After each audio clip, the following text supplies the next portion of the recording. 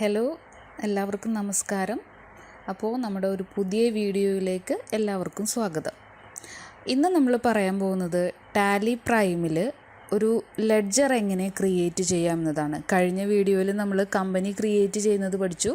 അപ്പോൾ പുതിയൊരു കമ്പനി ചെയ്ത് കഴിഞ്ഞതിന് ശേഷം എങ്ങനെയാണ് ഒരു ലെഡ്ജർ അല്ലെങ്കിൽ അതിനാവശ്യമായിട്ടുള്ള ആ കമ്പനിയിലേക്ക് ആവശ്യമായിട്ടുള്ള പുതിയ ലെഡ്ജേഴ്സ് എങ്ങനെ ക്രിയേറ്റ് ചെയ്യും എന്നതാണ് ഇന്ന് നമ്മൾ പറയാൻ പോകുന്നത്. അപ്പോൾ ആദ്യം കമ്പനി നമ്മൾ ക്രിയേറ്റ് ചെയ്ത് വെച്ചിട്ടുണ്ട്. ഇവിടെ ഈ ഒരു പേരിൽ നമ്മൾ കമ്പനി ക്രിയേറ്റ് ചെയ്ത് വെച്ചിട്ടുണ്ട്. ഇനി ഗെറ്റ് വേ ഓഫ് ടാലി എന്ന് വരുന്ന ഈ വിൻഡോയിൽ ഇവിടെ കുറേ ഡീറ്റെയിൽസ് കൊടുത്തിട്ടുണ്ട്. മാസ്റ്റേഴ്സ് ഉണ്ട്, ട്രാൻസാക്ഷൻസ് ഉണ്ട്, യൂട്ടിലിറ്റീസ്, റിപ്പോർട്ട്, ഇങ്ങനെ കുറേ ഡീറ്റെയിൽ തന്നിട്ടുണ്ട്. അതിൽ മാസ്റ്റേഴ്സിലാണ് നമ്മൾ സെലക്ട് ചെയ്യാൻ പോകുന്നത്. മാസ്റ്റേഴ്സിലാണ് നമ്മൾ ലെഡ്ജർ ക്രിയേറ്റ് ചെയ്യുന്നത്. അപ്പോൾ മാസ്റ്റേഴ്സ് നമ്മൾ എടുത്തു, അതിൽ ക്രിയേറ്റ് എന്നുള്ളത് സെലക്ട് ചെയ്യാം. ക്രിയേറ്റ് എന്നുള്ളത് എടുത്തു കഴിഞ്ഞാൽ അതിൽ ഗ്രൂപ്പ് വരുന്നുണ്ട്, ലെഡ്ജർ ഉണ്ട്, കറൻസി, വൗച്ചർ ടൈപ്പ്, അതുപോലെ തന്നെ ഇൻവെൻട്രി മാസ്റ്റേഴ്സിൽ stock category, stock item, unit, godown, ഇങ്ങനെയുള്ള ഡീറ്റെയിൽസ് വരുന്നുണ്ട്. അപ്പോൾ നമുക്കിവിടെ ആവശ്യം ലെഡ്ജറാണ്. ഗ്രൂപ്പും തന്നിട്ടുണ്ട്, ലെഡ്ജറും തന്നിട്ടുണ്ട്. ഗ്രൂപ്പ് എന്ന് പറഞ്ഞു കഴിഞ്ഞാൽ ഓരോന്നിൻ്റെയും മെയിൻ ഹെഡ് ക്രിയേറ്റ് ചെയ്യാനുള്ള ഓപ്ഷനാണ് ഗ്രൂപ്പ് എന്നുള്ളത്. നമുക്കറിയാം, ഇപ്പോൾ ഒരു കമ്പനി ക്രിയേറ്റ് ചെയ്തിട്ട് നമ്മൾ സാലറി എന്ന് പറയുന്ന ഒരു ലെഡ്ജർ ക്രിയേറ്റ് ചെയ്യുമ്പോൾ അത് ഏതിന് അണ്ടറിൽ വരും എന്നുള്ളത് കാണിക്കാറുണ്ട്. ഡയറക്റ്റ് എക്സ്പെൻസ് ആണോ, ഇൻഡയറക്റ്റ് എക്സ്പെൻസ് ആണോ, ലയബിലിറ്റി ആണോ, അസറ്റ് ആണോ, ഇങ്ങനെയുള്ളത് കാണിക്കും. അപ്പോൾ ഇൻഡയറക്റ്റ് എക്സ്പെൻസ് ആണ് സാലറി നമ്മൾ കൊടുക്കാറ്.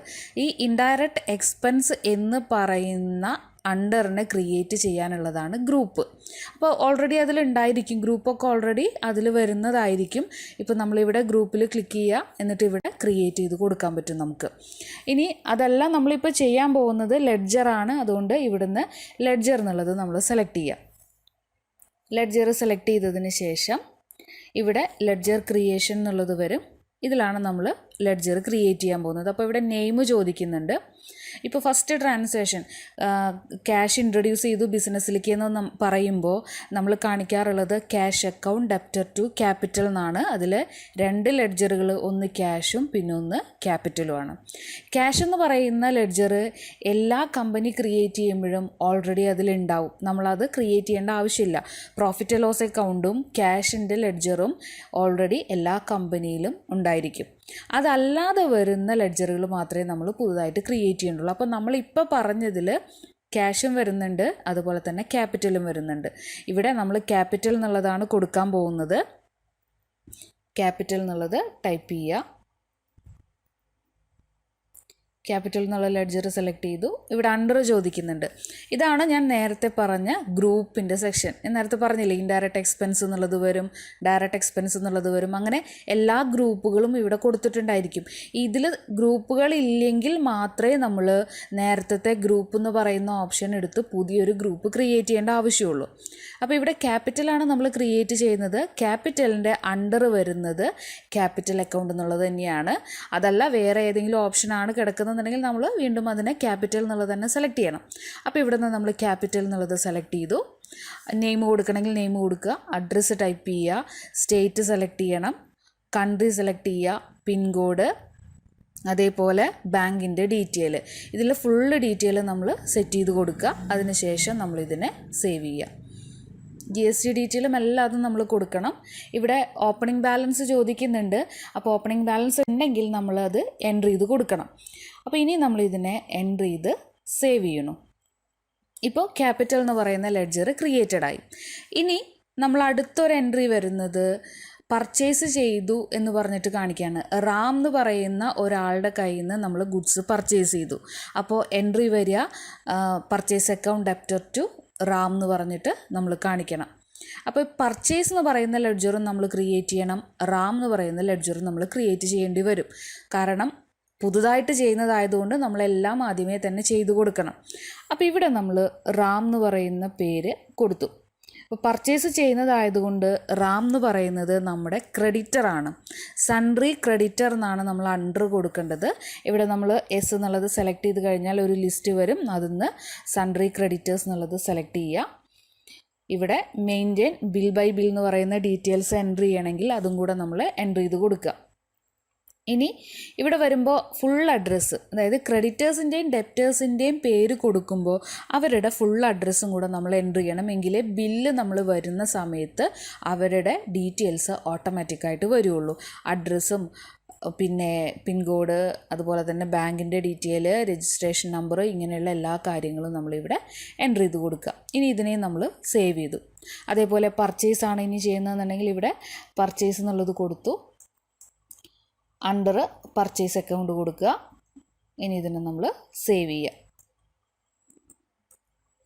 പർച്ചേസ് കൊടുക്കുമ്പോൾ ഡീറ്റെയിൽസ് നമ്മൾ കൊടുക്കണം, ടാക്സിൻ്റെ ഡീറ്റെയിൽസും കൂടെ കൊടുക്കണം. നമ്മൾ ടാക്സ് ഉള്ളതാണ്, എല്ലാ പർച്ചേസിനും എല്ലാ സെയിൽസിനും ടാക്സും കൂടെ വരുന്നതാണ്. അതുകൊണ്ട് ഇവിടെ തന്നിരിക്കുന്ന GST അപ്ലിക്കബിൾ നമ്മൾ എൻ്റർ ചെയ്യണം.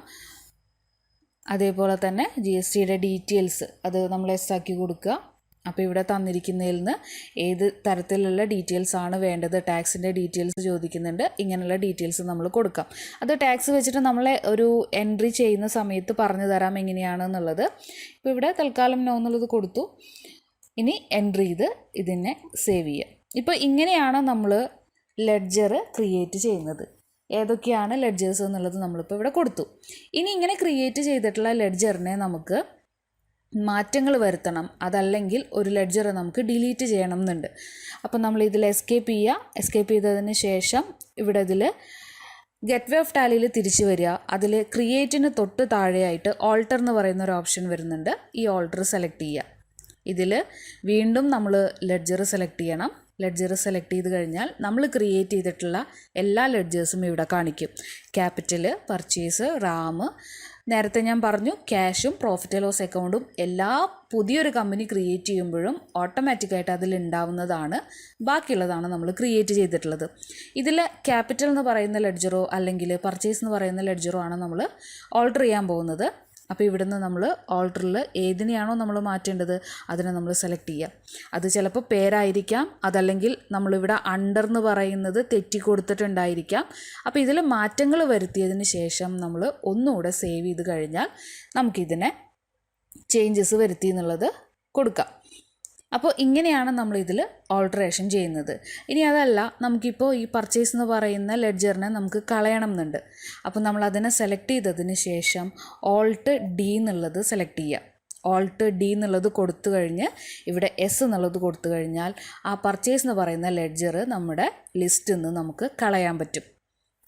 വേറൊരു കാര്യം ശ്രദ്ധിക്കുക, എപ്പോഴും നമ്മൾ ലെഡ്ജറുകൾ ക്രിയേറ്റ് ചെയ്തതിന് ശേഷം ആ ലെഡ്ജർ വെച്ച് ഒരു ട്രാൻസാക്ഷൻ നമ്മൾ നടത്തിയിട്ടുണ്ടെങ്കിൽ, ട്രാൻസാക്ഷൻസിൻ്റെ ഒരു എൻട്രി നമ്മൾ സേവ് ചെയ്തിട്ടുണ്ടെങ്കിൽ ഈ ലിസ്റ്റിൽ വന്നു കഴിഞ്ഞാൽ നമുക്കതിനെ ഡിലീറ്റ് ചെയ്യാൻ പറ്റില്ല. ഓൾട്ടർ ചെയ്യാം, പക്ഷേ ആ ലെഡ്ജറിനെ ഡിലീറ്റ് ചെയ്യാൻ പറ്റില്ല. ഇപ്പോൾ ഉദാഹരണത്തിന് നേരത്തെ നമ്മൾ പറഞ്ഞ പർച്ചേസ് തന്നെ, ഇത് ഈ ലെഡ്ജർ ക്രിയേറ്റ് ചെയ്തതിന് ശേഷം നമ്മൾ പർച്ചേസിൻ്റെ ഒരു ട്രാൻസാക്ഷൻ നടത്തിയിട്ടുണ്ടായിരുന്നു എന്നുണ്ടെങ്കിൽ ഇവിടെ വന്ന് നമുക്ക് ആ പർച്ചേസിനെ ഡിലീറ്റ് ചെയ്യാൻ പറ്റില്ലായിരുന്നു. എഡിറ്റ് ചെയ്യാം, മാറ്റങ്ങൾ വരുത്താം, പക്ഷേ ഡിലീറ്റ് ചെയ്യാൻ പറ്റില്ല. അപ്പോൾ എപ്പോഴും ശ്രദ്ധിക്കുക, നമ്മൾ ക്രിയേറ്റ് ചെയ്ത ലെഡ്ജർ വെച്ച് ട്രാൻസാക്ഷൻ നടത്തിയിട്ടുണ്ടെങ്കിൽ ആ ലെഡ്ജറിനെ നമുക്ക് ഡിലീറ്റ് ചെയ്യാൻ പറ്റില്ല. ആ ലെഡ്ജറിനെ ഡിലീറ്റ് ചെയ്യണമെങ്കിൽ ആ ട്രാൻസാക്ഷൻ ആദ്യം നമ്മൾ അത് വെച്ച് ചെയ്ത എല്ലാ ട്രാൻസാക്ഷൻസും ഡിലീറ്റ് ചെയ്താൽ മാത്രമേ നമുക്ക് ആ ലെഡ്ജറിനെ ഡിലീറ്റ് ചെയ്യാൻ പറ്റുള്ളൂ. ഓൾട്ടറേഷൻ ചെയ്യാം, അതിന് കുഴപ്പമില്ല. അപ്പോൾ ഇങ്ങനെയാണ് നമ്മൾ ടാലി പ്രൈമിൽ ലെഡ്ജർ ക്രിയേറ്റ് ചെയ്യുന്നത്. അപ്പോൾ എല്ലാവർക്കും മനസ്സിലായി എന്ന് വിചാരിക്കുന്നു.